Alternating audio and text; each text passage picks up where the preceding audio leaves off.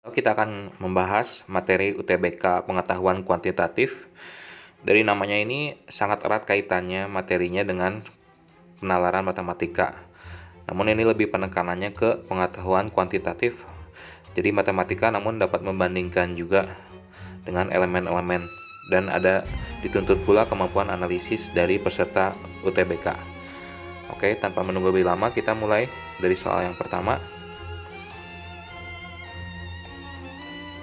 Jika 9 pangkat 3x plus 1 sama dengan 234, maka taksir atau tentukan nilai 4 pangkat x. Ini soal pangkat ya teman-teman. Kita dapat pecah 9 pangkat 3x plus 1, kita pecah menjadi 9 pangkat 3x dikali 9 pangkat 1. Kemudian kita bagi kedua ruas dengan 9, kita peroleh 9 pangkat 3x sama dengan 26. Selanjutnya kita dapat pecah lagi 9 menjadi 3 pangkat 2. Jadi ruas kiri menjadi 3 pangkat 2 pangkat 3x sama dengan 26. Atau 3 pangkat 6x sama dengan 26. Ini artinya 6x atau pangkat eksponen itu sama dengan logaritma 26 dengan bilangan pokok 3. Nah, sekarang kita lihat analisis dari pilihan. Ternyata pilihannya itu merupakan bilangan yang bulat dan ada satu bilangan akar. Nah, sekarang kita lihat bahwa untuk 3 log 26 itu sebetulnya bukan angka yang pas ya. Apabila menggunakan kalkulator kita akan peroleh angka yang bukan bilangan bulat. Namun kita ingat bahwa 3 pangkat 3 itu kan 27. Jadi kita dapat taksir 3 log 26 itu hampir sama dengan 3 log 27. Kita ingat 3 log 27 itu sama dengan 3 ya. Karena 27 itu kan 3 pangkat 3. Jadi kita dapat taksir menjadi X-nya itu sebesar 3 log 26 berarti 3 dibagi 6. Jadi X-nya itu setengah. Kita lanjutkan untuk mencari nilai 4 pangkat X berarti 4 pangkat setengah. Apabila bilangan di pangkat setengah itu sama dengan akar dari bilangan itu berarti akar 4. Berarti jawabannya adalah yang B, yang 2. Oke, ini standar UTBK ya teman-teman untuk materi kuantitatif. Selanjutnya kita punya soal nomor 2. Jika X sama dengan 4, Y sama dengan 5, dan Z sama dengan X kuadrat plus 2XY plus Y kuadrat, ditanya nilai X, Y, Z. Ini cukup mudah teman-teman ya. Kita tinggal cari dulu nilai Z. Kita masukkan nilai X dan Y, yaitu X kuadrat berarti 4 kuadrat ditambah 2XY berarti 2 dikali 4 dikali 5, ditambah Y kuadrat berarti 5 kuadrat. Kita peroleh hasilnya adalah 81 untuk nilai Z. Setelah kita mengetahui nilai Z, kita juga sudah tahu nilai X dan Y, kita dapat mencari nilai X, Y, Z. X, Y, Z berarti 4 dikali 5 dikali 81. Jadi jawabannya adalah perkalian X kali Y kali Z adalah 1620. Kita lanjut ke soal nomor 3, teman-teman. Diketahui dua garis K, yaitu 2X plus Y sama dengan 3, dan garis L, 3X min 2Y sama dengan 1. Kemudian akan ditanyakan ada 4 garis yang lain, apakah memotong garis X, K, dan L di satu titik atau di 2 titik berbeda. Nah, ini kuncinya adalah kita perhatikan dulu untuk 2 garis yang sudah diketahui mula-mula, yaitu persamaan garis K dan L. Kita cari dulu titik potong antara K dan L. Kita tinggal menyamakan persamaan garis K dan persamaan garis L, kita substitusikan nilai Y-nya ya teman-teman ya. Kita dapat peroleh X-nya itu 1. Nah, berarti Y-nya itu satunya kita masukkan ke persamaan salah satu garis. Kita peroleh nilai Y-nya 1. Berarti garis K dan L berpotongan di titik 1,1. Nah, untuk garis-garis yang lain, apabila akan memotong K dan L di titik yang sama, berarti titik 1,1 itu apabila dimasukkan ke persamaan garis yang akan dicoba itu harus memenuhi syarat. Jadi ini cukup mudah teman-temannya, kita tinggal masukkan nilai 1,1 atau X-nya 1 dan Y-nya 1 ke persamaan garis yang ada di pilihan. Nah, untuk misalkan untuk option yang pertama, garisnya itu kan 3X min Y. Nah, kita masukkan 3 dikali 1 dikurang 1, berarti jawabannya 2 ya. Nah, berarti kita lihat bahwa karena jawabannya hasilnya itu tidak sama dengan persamaan garis di soal, yaitu 3X min Y sama dengan 3. Ini kan jadinya 2 ya teman-teman ya. Berarti Di sini kita lihat bahwa garis 3x min y sama dengan 3 itu tidak akan memotong perpotongan antara garis K dan L. Artinya garis tersebut akan memotong garis K dan L di dua titik yang berbeda. Berarti pernyataan satu salah. Kita lakukan yang sama untuk pernyataan kedua. Kita ternyata bila kita ganti x dan y-nya 1, kita peroleh hasilnya 3. Berarti ini pun garis x plus 2y min 2 min 1 x plus 2y sama dengan 1 pun akan memotong garis K dan L di dua titik yang berbeda. Berarti pernyataan 2 salah. Apabila kita coba untuk pernyataan 3 dan 4, ternyata untuk pernyataan 3 dan 4 juga sama ya teman-teman ya. Jadi ternyata hasilnya apabila kita masukkan x-nya 1 dan y-nya 1, ternyata hasilnya itu tidak sama dengan garis yang dimaksud ya teman-teman. Berarti garis tersebut akan memotong garis K dan L di dua titik berbeda. Nah, tapi karena ini pernyataan 3 dan 4 itu memang menyebutkan bahwa garis yang dimaksud akan memotong K dan L di dua titik berbeda, berarti pernyataan 3 dan 4 itu benar. Nah, kita lihat yang benar pernyataan 3 dan 4, namun kita perhatikan lagi ada sedikit trouble lagi teman-teman ya. Ternyata kadang-kadang memang jawabannya itu tidak ada di soal ya teman-teman. Untuk apabila ada kenyataan seperti ini, kita kan jawaban yang benar itu 3 dan 4. Tapi di pilihan itu tidak ada. Kita pilih pilihan yang paling mendekati. Berarti kita pilih pilihannya yang D. Oke. Next. Untuk soal nomor 4. Ada 3 titik A, B, dan C. Tentukan persamaan garis yang melalui titik A dan sejajar dengan garis BC. Berarti apabila garis sejajar dengan garis lain itu gradiennya sama. Berarti kita cari dulu gradien atau kemiringan garis BC. Kita lihat untuk titik B koordinatnya 1,4, titik C koordinatnya 4,6. Gradien rumusnya adalah delta Y dibagi delta X. Jadi Y2 kurang Y1 dibagi X2 kurang X1. Berarti kita peroleh gradien atau kemiringan garis BC adalah 2/3. Nah, sekarang langkah berikutnya adalah kita akan membuat persamaan garis yang melalui titik A yang koordinatnya 5,1 dan gradiennya itu 2/3. Nah, kita masukkan rumusnya adalah Y min Y1 sama dengan M dikali X min X1. Berarti Y min 1 sama dengan 2/3 dikali X min 5. Kita dapat kalikan 3-nya kedua ruas. Kemudian kita dapat susun persamaannya menjadi 2x minus 3y minus 7 sama dengan 0. Berarti jawabannya adalah yang C. Soal berikut. Kita punya soal. Jumlah dua bilangan asli genap yang lebih kecil daripada 7 adalah P. Jika P merupakan hasil kali dua bilangan prima, maka nilai P mana yang mungkin? Nah, kita lihat ada 4 kandidat untuk P. Kita coba satu-satu. Kita analisis pilihannya ya teman-teman ya. Apabila P-nya 6, maka perkalian yang mungkin adalah 1 kali 6 atau 2 kali 3. Nah, berarti ini bisa ya teman-teman. Karena 2 kali 3 itu kan dua-duanya bilangan prima. Kemudian 6 pun bisa merupakan jumlah dari bilangan genap yang lebih kecil dari 7. Misalkan 2 tambah 4 ya. Berarti untuk option A itu ini benar ya teman-teman ya. Kemudian kita lihat lagi untuk yang 8, 10, dan 14. Oke, kita lihat bahwa untuk yang angka 6 ini bisa. Karena 6 itu bisa merupakan perkalian bilangan prima 2 dan 3 dan juga penjumlahan bilangan genap 2 tambah 4. Untuk angka 8 ini tidak bisa teman-temannya karena ternyata tidak ada bilangan prima yang dikalikan itu menjadi 8. Seperti misalkan kita pilih 2 kali 4, ternyata 4 itu bukan bilangan prima. Jadi untuk angka 8 ini tidak memenuhi syarat.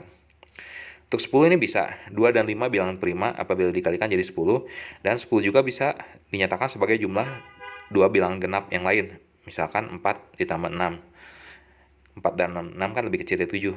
Jadi kita bisa dapat melihat bahwa angka 10 pun memenuhi syarat.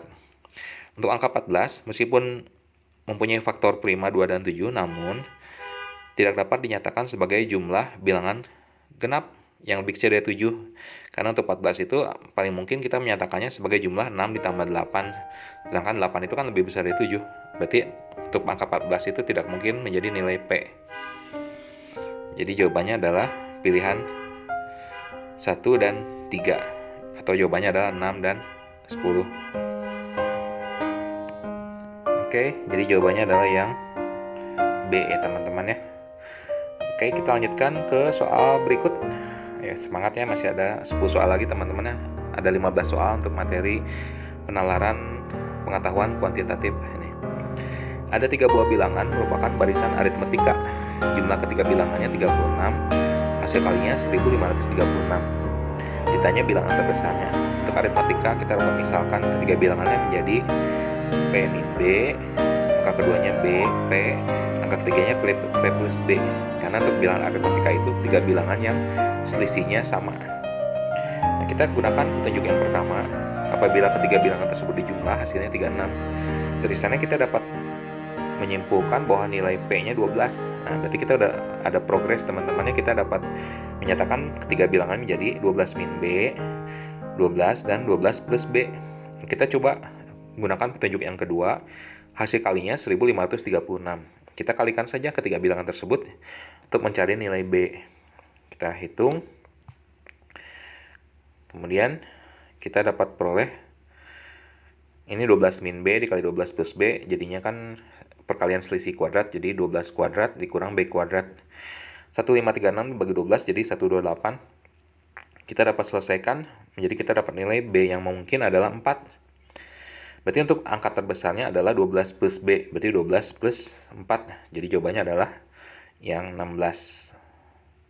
Jadi ketiga bilangannya adalah 8, 12, dan 16. Angka terbesarnya itu 16. Oke, next teman-teman ya. Jika sebuah dadu dilempar 3 kali, maka peluang mendapatkan angka 3 tepat 1 kali adalah peluang mendapatkan angka 3 dari satu dadu adalah 1/6. Karena dadu itu ada 6 muka ya, 1, 2, 3, 4, 5, 6. Berarti untuk mendapatkan angka 3 itu peluangnya 1/6. Kita dapat menggunakan rumus kombinasi ya teman-teman. Kombinasi distribusi binomial. Jadi caranya adalah 3C1 dikali 1/6 dikali 1 dikali 5/6 dikali 2. Oke. Kita akan bahas bentar ya teman-teman ya. Itu 3C1 itu berarti dari melempar 3 kali, peluang mendapatkan 1 kali angka 3 ya. Untuk 1/6 itu adalah peluang mendapatkan angka 3. 1/6-nya kali pangkat 1 berarti karena ingin mendapatkan angka 3-nya 1 kali. Untuk 5/6 pangkat 2 itu berarti peluang untuk tidak mendapatkan angka 3. Karena melempar 3 kali berarti ada 2 kali tidak mendapatkan angka yang diinginkan ya. Berarti 5/6 di pangkat 2. Oke, kemudian kita kalikan saja. Untuk 3C1 itu nilainya sama dengan 3. 1/6 pangkat 1 itu 1/6. 5/6 pangkat 2 itu 25/36. Kita kalikan, kita peroleh jawabannya ada 25/72. Ini seperti soal yang sebelumnya. Karena ini masih soal tryout ya teman-temannya, jadi masih ada kemungkinan soal yang pilihan yang kurang tepat ya teman-teman. Kita pilih pilihan yang paling tepat saja. Yang paling dekat berarti yang A ya teman-teman ya. Oke, next untuk soal berikut nomor 8. Sebuah kartu diambil secara acak dari setumpuk kartu bridge lengkap. Peluang bahwa yang diambil adalah kartu merah atau kartu as. Nah, kita hitung berapa lembar kartu merah dan kartu as. Hati-hati. Untuk kartu merah itu ada 26 ya. Karena untuk kartu merah itu berarti kartu heart sama kartu diamond ya.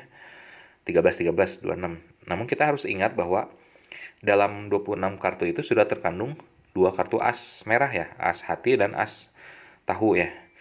Berarti kartu as yang belum termasuk di 26 kartu merah tersebut adalah kartu as yang hitam, as sekop, dan as keriting. Berarti total kartu yang memenuhi syarat ada 28 ya. 26 tambah 2. 28 dari totalnya adalah 52 kartu untuk satu set, satu bridge. Berarti peluang mendapatkan kartu merah atau kartu as untuk satu kali pengambilan untuk kartu bridge adalah 28/52. Oke, next. Diberikan kubus ABCD EFGH sesuai gambar, sisinya 4. M membagi EM. EH.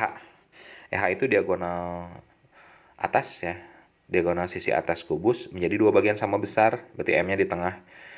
Berarti M itu titik pusat sisi atas kubus. Kemudian alfa adalah sudut yang terbentuk antara AM dan BM. Kita keluarkan segitiga AMB.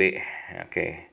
Kita lihat bahwa AMB itu sebetulnya segitiga sama kaki ya teman-teman, karena AM dan BM itu sama panjangnya. Kita cari dulu panjang AM dengan menggunakan Pitagoras sisi segitiga AEM.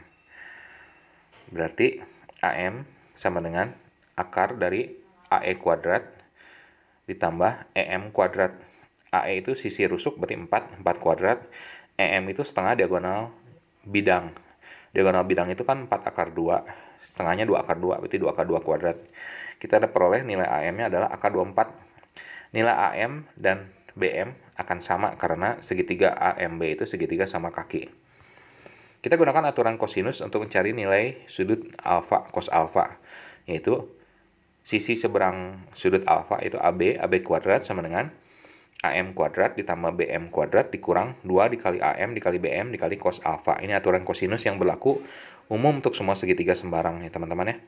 Kita masukkan untuk sisi-sisinya sudah diketahui.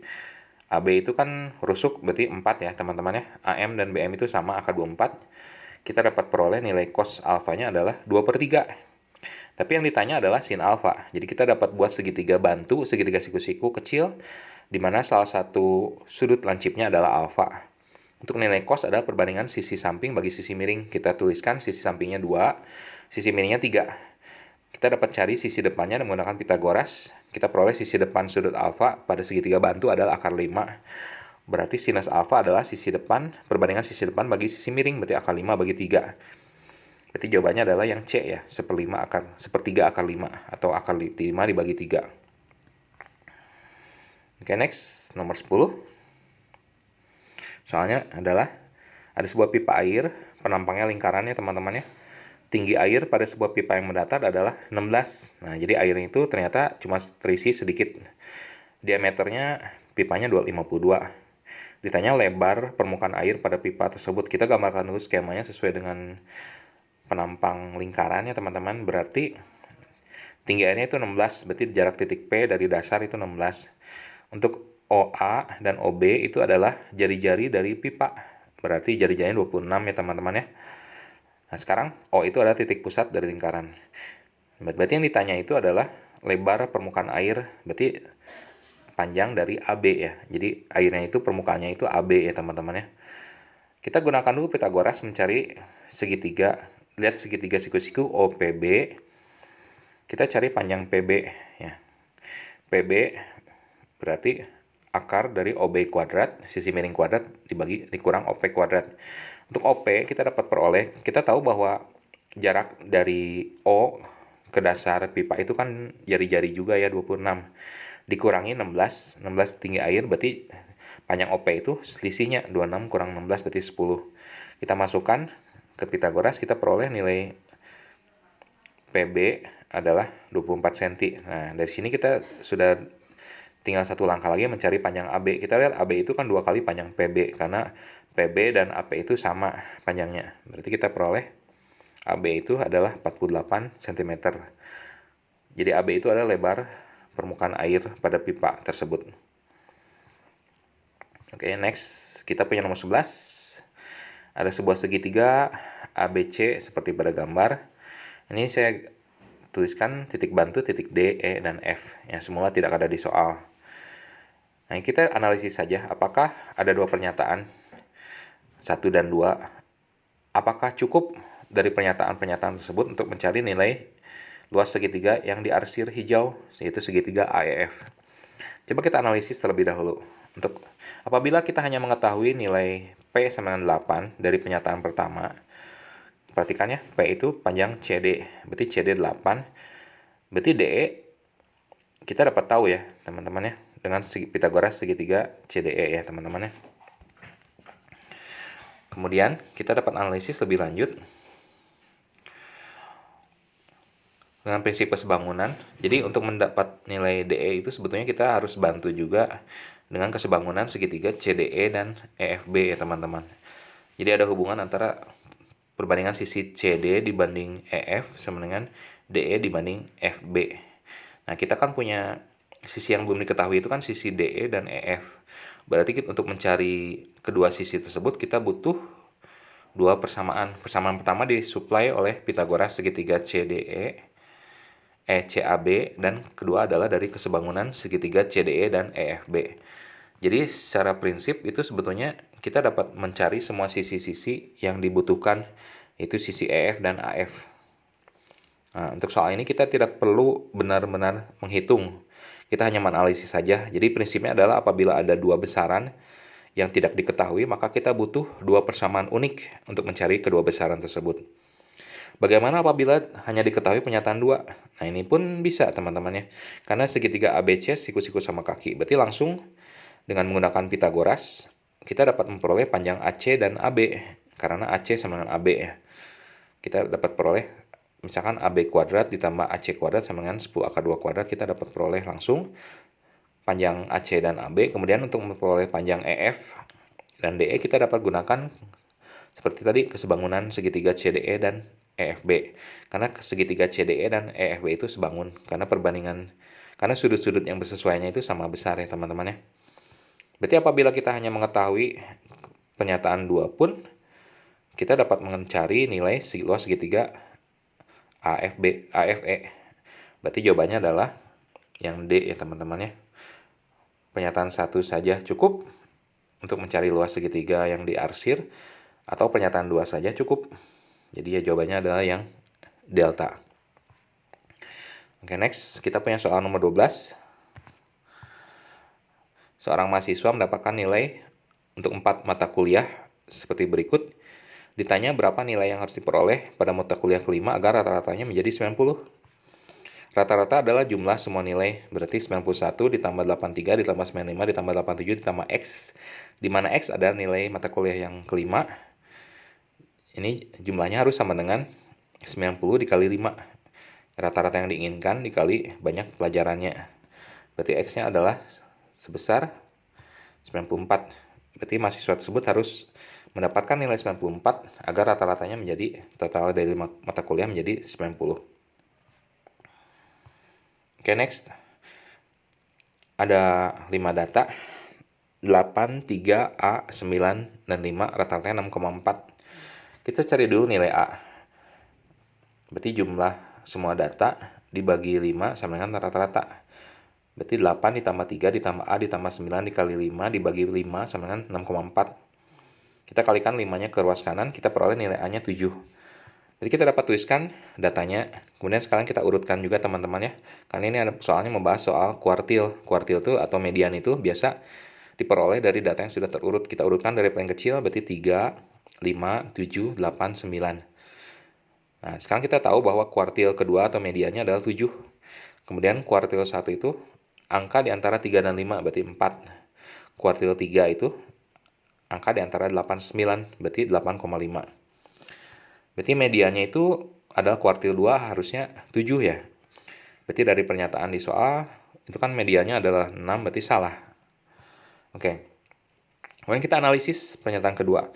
Jika semua data masing-masing dikali 2, nah apabila semua data dikali 2 atau ditambah angka apapun, maka nilai kuartilnya pun akan mengikuti ya. Berarti kuartil yang semula nilainya 4, kuartil bawahnya sekarang akan menjadi 8.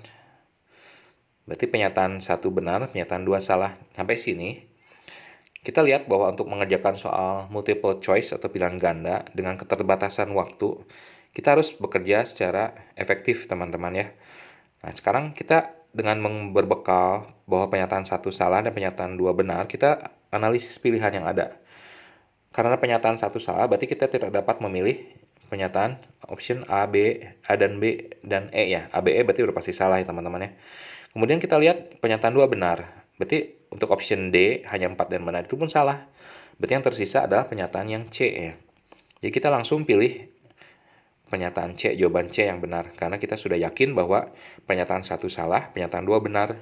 Jadi kita tidak perlu lagi memeriksa pernyataan 3 dan 4 ya teman-teman. Karena masih ada soal lain yang harus dikerjakan. Oke. Next, nomor 14. Diketahui persamaan kuadrat X kuadrat minus kurung P min 2 kali X tambah 9 sama 0 memiliki akar-akar real, di mana akarnya itu X1 lebih besar min 2, X2 lebih besar min 2. Karena akar real, syarat persamaannya adalah diskriminannya lebih besar sama dengan 0. Diskriminant rumusnya adalah B kuadrat min 4AC, di mana A, B, dan C adalah koefisien-koefisien dari persamaan kuadrat yang dimaksud. Berarti A-nya itu 1, B-nya itu negatif P plus 2, C-nya itu 9. Kita masukkan, kita peroleh pertidaksamaan kuadrat, yaitu P minus 8 dikali P plus 4 lebih besar 0. Kita buat garis bilangan, kita tandai garis bilangan posisi pembuat nolnya itu P sama 8 dan P sama min 4, negatif 4, kemudian kita cek tanda. Apabila kita masukkan nilai P-nya besar, 10 misalkannya, kita akan peroleh nilai pertidaksamaannya itu positif. Kemudian, apabila P-nya di antara negatif 4 sampai 8, kita peroleh nilai pertidaksamaannya negatif. Apabila nilai P-nya lebih kecil dari min 4, negatif 4, maka kita peroleh nilai pertidaksamaannya adalah positif juga.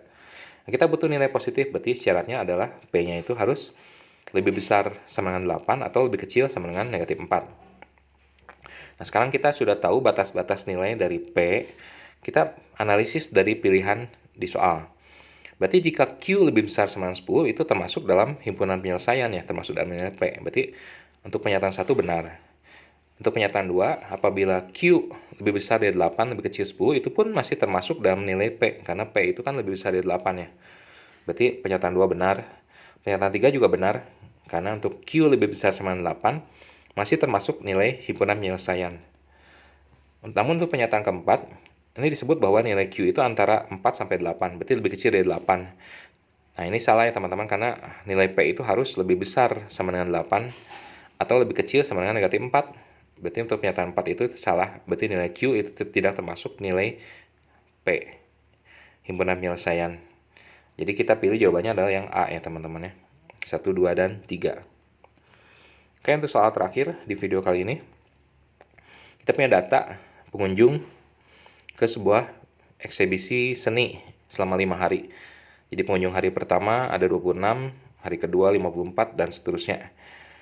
Kemudian diketahui nilai P adalah rata-rata pengunjung 3 hari terakhir. Kita cari saja langsung. Berarti rata-rata 3 hari terakhir itu, kita lihat pengunjung hari ketiga, keempat, dan kelima. Berarti 36 ditambah 30 tambah 49 dibagi 3. Berarti rata-ratanya adalah P-nya adalah 38,3. Untuk Q adalah rata-rata pengunjung hari ke-1, kedua, dan keempat.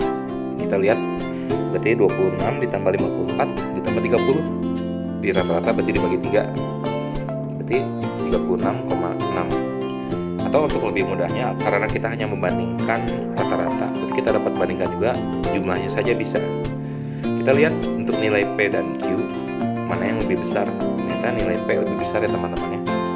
P itu kan 38,3. Jadi jawabannya adalah yang A teman-teman. Oke. Sekian dulu untuk materi UTBK, pengetahuan kuantitatif standar UTBK untuk para pejuang UTBK. Masih ada waktu teman-teman. Mari kita bersama-sama belajar. Dan jangan lupa untuk channel ini di subscribe dan nyalakan lonceng agar dapat notifikasi video-video UTBK yang akan di-upload setiap harinya sampai UTBK-nya dilangsungkan pada gelombang 1 dan gelombang 2. Oke. Sekian, terima kasih untuk perhatiannya. Apabila ada yang ditanyakan, dapat ditanyakan di bagian komentar di bawah video ini. Oke. Sekian dan